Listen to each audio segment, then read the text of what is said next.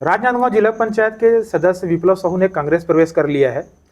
और चूंकि विधानसभा चुनाव नजदीक है, 3 महीने ही विधानसभा चुनाव बचे हुए हैं और सीधे मुख्यमंत्री के समक्ष विप्लव साहू ने कांग्रेस जो प्रवेश किया है उसको लेकर के आम लोगों के साथ साथ सियासी गलियारे में भी एक चर्चा का विषय बना हुआ है। विप्लव साहू अपने स्वतंत्र विचारधारा के लिए जाने जाते हैं और लोगों में इस बात को लेकर के भी एक जिज्ञासा और एक कौतूहल बना हुआ है कि आखिरकार उन्होंने कांग्रेस प्रवेश ही क्यों किया। तो आइए हम खैरागढ़ की राजनीति और सियासी गलियारे में जो चर्चा चल रही है कि कांग्रेस प्रवेश उन्होंने क्या किया और राजनीति को लेकर के उनका आगामी फ्यूचर प्लानिंग क्या है, इन विभिन्न विषयों पर आज हम विप्लव साहू से चर्चा करते हैं। विप्लव साहू जी, आपका बहुत बहुत स्वागत है CGCranti.com में। धन्यवाद। आपको कांग्रेस प्रवेश की बहुत बहुत बधाइयाँ।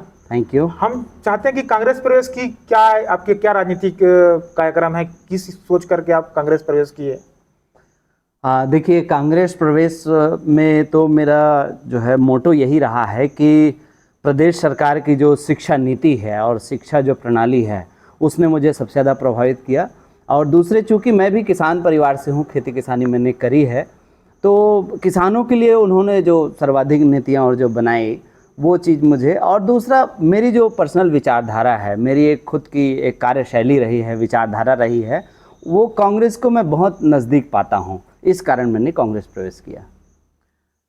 सवाल ये भी आ रहा है कि जिला पंचायत सदस्य का जब आपने चुनाव लड़ा उसके बाद कांग्रेस लगातार आपके ऊपर हमलावर रही है, उसके बाद कांग्रेस में सीधा जाना, इसको कैसे, किस लिहाज से देखते हैं आप? देखिए, चूँकि मैं कांग्रेस और बीजेपी को ही हरा के आया था और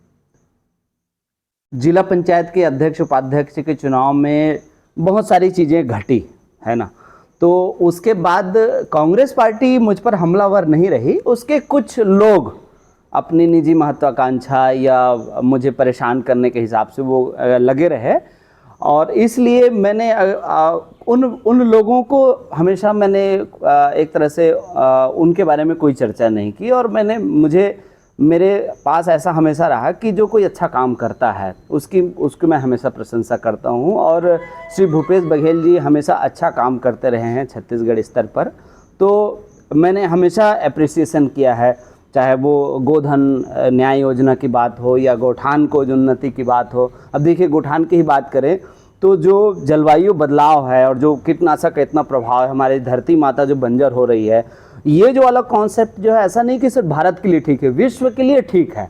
तो इन कॉन्सेप्ट के आधार पे मैंने ज्वाइन किया। और मैं ये नहीं कहूँगा कि कांग्रेस पार्टी ने मुझे परेशान किया, वो कुछ लोग थे जो अपने निजी महत्वाकांक्षाओं के लिए अपने खुन्नस निकालते रहे, उनसे मुझे ज़्यादा फर्क नहीं पड़ा। अच्छा, आम लोगों के बीच भी ये सवाल उपज रहा है कि जब आप निर्दलीय थे, स्वतंत्र थे जी, तो आप जनता के मुद्दों को पूरी मुखरता से उठाते थे, और कहीं ना कहीं आप कांग्रेस अगर प्रवेश किए हैं तो कहीं ना कहीं आप पार्टी की विचारधारा से बन जाएंगे। तो ऐसे में आम लोगों के मन में ये भय पैदा है या एक सवाल उठ रहा है कि उनके मुद्दे कैसे उठेंगे फिर? देखिए, कैसे आप सामंजस्य बिठाएंगे कांग्रेस और आम लोगों के बीच? स्वतंत्र विचारधारा के व्यक्ति हैं तो आम लोगों के मुद्दों को कैसे फिर आप मुखरता से? देखिए, मैं मूलतः सोशल एक्टिविस्ट रहा हूं और अपने जीवन में मैंने लगभग शिक्षा पर ही अधिक काम किया है, और जिला पंचायत निर्वाचन के बाद भी मैं शिक्षा और स्कूल दौरे पर ही और सिंचाई के मसले पर सर्वाधिक मैंने काम किया है। तो राज्य सरकार तो हमारे लिए तो काम कर ही रही है, शिक्षा पर काम कर ही रही है, तो मुझे नहीं लगता कि मैं जो आवाज़ उठा रहा था उसमें कोई बाधा आएगी। और अगर हम कोई सकारात्मक काम करते हैं तो लोग भी समझते हैं, और माननीय मुख्यमंत्री जी के जो तरीके हैं, मेरे तरीके हैं, वो एक जैसे हैं। और रही बात पब्लिक के मुद्दे, तो पब्लिक के मुद्दे रहेंगे तो हम उसे क्यों नहीं उठाएंगे? हमारे जो कांग्रेस पार्टी के जो कार्यकर्ता है क्यों नहीं उनका साथ देंगे? तो मैं अपने मतदाताओं को, जो मेरे चाहने वाले हैं, जो मेरे साथी हैं, मैं उन लोगों को आश्वस्त करना चाहता हूं कि मेरे तरीके में, मेरी कार्यशैली में कोई बदलाव नहीं आएगा, और जनहित के मुद्दों को उठाना एक जनप्रतिनिधि का दायित्व है और इस दायित्व का निर्वहन मैं करता रहूँगा। अच्छा, कांग्रेस प्रवेश के दौरान आमतौर पे देखा जाता है कि लोग पद के लालच में या और कोई समझौता करके पॉलिटिक्स में राजनीति प्रवेश करते हैं। तो सीएम साहब के साथ जब आपने प्रवेश किया, मुख्यमंत्री भूपेश बघेल के समक्ष, तो ऐसी कोई बात हुई क्या कि क्षेत्र की जनता की समस्या को लेकर के या ऐसी कोई महत्वाकांक्षा आपने कोई प्रकट किया क्या उनके सामने? कांग्रेस प्रवेश में मैंने एक ही बात, दो बात मैंने कही कि चूँकि मैं उस क्षेत्र से निर्वाचित जनप्रतिनिधि हूँ, तो मैंने माननीय मुख्यमंत्री जी के समक्ष ये बात रखी, महोदय मेरी दो आकांक्षा है, मांग है कि मेरे मुढ़ीपार में महाविद्यालय हो और मुढ़ीपार में तहसील का निर्माण हो और क्षेत्र का विकास हो।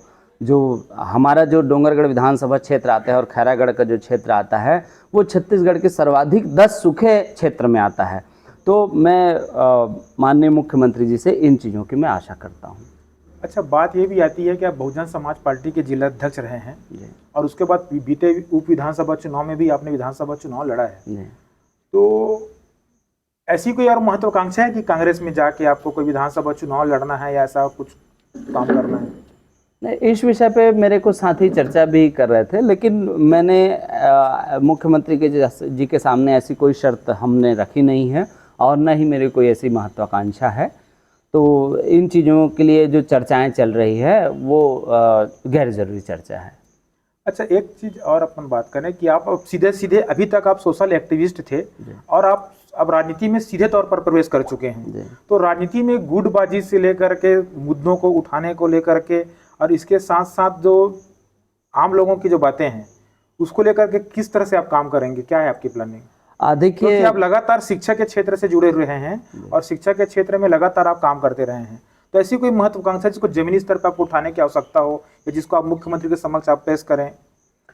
देखिए, मैं तो खैर नया हूं और अभी मुझे गुटबाजी दिखाई नहीं देती। मैं अविभाजित राजनांदगांव ज़िले की बात करूं तो राजनांदगांव ज़िले में संगठन बहुत अच्छा है और एक प्रसंग मुझे याद आता है जब आज से 10-12 साल पहले चूँकि मैं पढ़ता था तो धनेंद्र साहू जी जब प्रदेश अध्यक्ष बने तो ये कहा गया कि ना इसका आदमी ना उसका आदमी, अब बना है कांग्रेस का आदमी। तो मैं कांग्रेस पार्टी का एक कार्यकर्ता हूँ, तो कोई गुट वाली कोई बात नहीं है, हम सब एक जैसे हैं और इसको हमको सब ठीक करके हम चलेंगे। अच्छा, कांग्रेस की मजबूती के लिए क्या कार्य योजना है आपके पास? किस तरह से कांग्रेस को और बेहतर अपन स्थिति में लाएं, किस तरह से संगठन को अपन मजबूत करें? आगामी विधानसभा चुनाव भी है, तो कैसे पार्टी को मजबूत करने के लिए क्या आपकी प्लानिंग है, क्या योजना है या क्या करना चाहते हैं?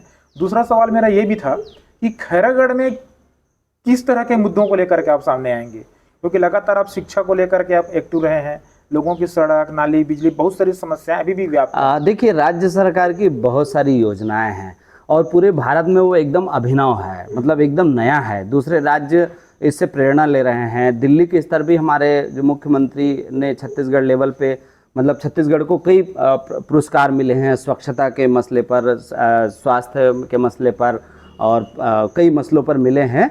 तो इन चीज़ों पर जो राज्य सरकार की अभिनव योजनाएं हैं उनको ही हमको जनता को बतानी है। और रही बात जो आप पूछ रहे हैं कि मैं किन चीज़ों पर काम करूंगा, तो मेरा तो एक बेस है, मैं एजुकेशन को सबसे पहले रखकर काम करूंगा और पूरे ज़िले भर में, और या जब तक मैं जिला पंचायत का सदस्य हूं, सभापति हूं, अविभाजित राजनांदगांव ज़िले में शिक्षा को लेकर काम करता रहूँगा। अच्छा, शिक्षा के अलावा खैरागढ़ में और कौन कौन से मुद्दे जिस पर काम करने की आवश्यकता है? क्या क्या समस्याएं आप देखते हैं जिसका समाधान किया जा सकता है? देखिए, सिंचाई का जो मसला है वो मुझे बहुत ज़्यादा दिखता है और चूँकि मैं अभी नया हूँ, मतलब शहर की राजनीति में या दूसरी चीज़ों में मैंने भी प्रवेश किया नहीं है, तो समय आता जाएगा, मैं समझते जाऊंगा, उसके हिसाब से कार्य प्रणाली बनती जाएगी। आपकी अपनी एक अलग कार्यशैली रही है, आप एक विचारधारा को लेकर के चले हैं और कांग्रेस प्रवेश को लेकर के ये कहा जा रहा है कि आपने कहीं ना कहीं विचारधारा से समझौता किया है। नो डाउट, चूँकि मैं एक्टिविस्ट रहा हूँ तो मेरी कार्यशैली रही है और वो चीज़ें कुछ लोगों को परेशान करती है, लेकिन परेशान नहीं होना चाहिए क्योंकि मैं क्रिएटिव रहा हूँ और समाज उत्थान में लोगों के बढ़ने के लिए ही काम किया हूँ। रही बात विचारधारा में बदलाव की, तो मैंने ऐसा कोई समझौता करने वाली बात नहीं। मैंने शुरू में ही कहा कि जिस प्रणाली से मैं चल रहा था तो कांग्रेस मेरी विचारधारा के अनुरूप रही है। मैं कभी कट्टरपंथ का या जो मार काट का इसका कभी समर्थक नहीं रहा और कांग्रेस पार्टी भी इसकी कभी समर्थक रही नहीं है। तो मैंने वैज्ञानिकता का प्रचार प्रसार किया है, तो क्या गलत है? वैज्ञानिकता का अगर हमारे जो प्रथम प्रधानमंत्री जी या दूसरे प्रधानमंत्री जी लाल बहादुर शास्त्री अगर हरित क्रांति नहीं लाते, टेक्नोलॉजी नहीं लाते, तो आज जो इंफ्रास्ट्रक्चर जो देश में खड़ा हुआ है वो कैसे खड़ा होता? तो मैं मानवतावाद को लेकर, वैज्ञानिकता को लेकर जिन प्रणालियों पर चलता रहा हूँ, तो कांग्रेस तो उस पर शुरू से चलती रही है। तो मैंने कोई सिद्धांतों से समझौता किया नहीं है। मेरे लिए तो अच्छी बात है कि मैं राजनीति में पदार्पण जो ठीक से जो हो रहा है वो एक सही जगह हो रहा है। खैरागढ़ की राजनीति में अगर अपन देखें, जातिवाद की अगर अपन बात करें तो साहू समाज से अधिकांश जो नेता रहे हैं वो भारतीय जनता पार्टी में रहे हैं। आप एक बड़ा चेहरा हैं जो साहू समाज से भी कांग्रेस में आपने प्रवेश किया है, तो ये जातिगत मामले में क्या कांग्रेस को फायदा मिलेगी या आप इसका कुछ एडवांटेज मिलेगा? देखिए, अब चूंकि मैं जिला पंचायत सदस्य हूं और आदमी अपने काम से, तरीकों से, संघर्ष से बड़ा बनता है, तो हम तो पूरी कोशिश करेंगे कि जो प्रदेश सरकार की जो नीतियां हैं और जो प्रदेश को आगे ले जा रही है उससे एक समुदाय नहीं, सब समुदाय के लोग अधिक से अधिक जुड़े हैं और नज़दीक जाके इस चीज़ को समझें। जब दूर से आप समीक्षा करते हैं या किसी दल के पैमाने पे समीक्षा करते हैं तो आप एकदम आलोचक बन जाते हैं। तो इसीलिए मैं अपने जिस समुदाय में हूं और दूसरे समुदाय से भी ये निवेदन करता रहूँगा कि आप नज़दीक से आइए, देखिए जो प्रदेश सरकार की जो नीतियां हैं, उनकी योजनाएं हैं, वो आपके लिए लाभकारी है या नहीं है, इन चीज़ों को नज़दीक आकर समझेंगे। हम जन जन तक इस चीज़ को बताएंगे और निश्चित रूप से हमारे समुदाय का भी एक बड़ा वर्ग जो है कांग्रेस पार्टी के साथ जुड़ेगा और हमारे प्रदेश के मुखिया का हाथ मजबूत करेंगे।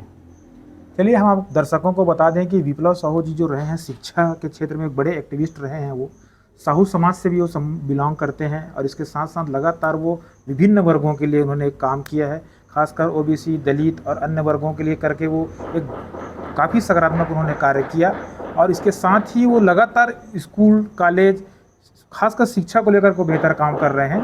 तो कहीं ना कहीं विप्लव जिला पंचायत सदस्य लोकप्रियता के मामले में हो, चाहे सुर्खियों के मामले में हो, और एक बेहतर प्रवक्ता हैं, इस तरह से साहू समाज से वो संबंध रखते हैं। तो इस तरह से बहुत सारे गुणों का समावेश विप्लव साहू के में है। अब देखना यह होगा कि विप्लव साहू के कांग्रेस प्रवेश करने पर कांग्रेस को कितना फायदा पहुंचता है और कांग्रेस प्रवेश करने पर विप्लव साहू जी का राजनीतिक भविष्य में कितना उनका भविष्य उज्जवल होता है। हम सीजी क्रांति परिवार की ओर से विप्लव साहू जी के उज्जवल भविष्य की बहुत बहुत हम शुभकामनाएं देते हैं, बधाई देते हैं। Thank you.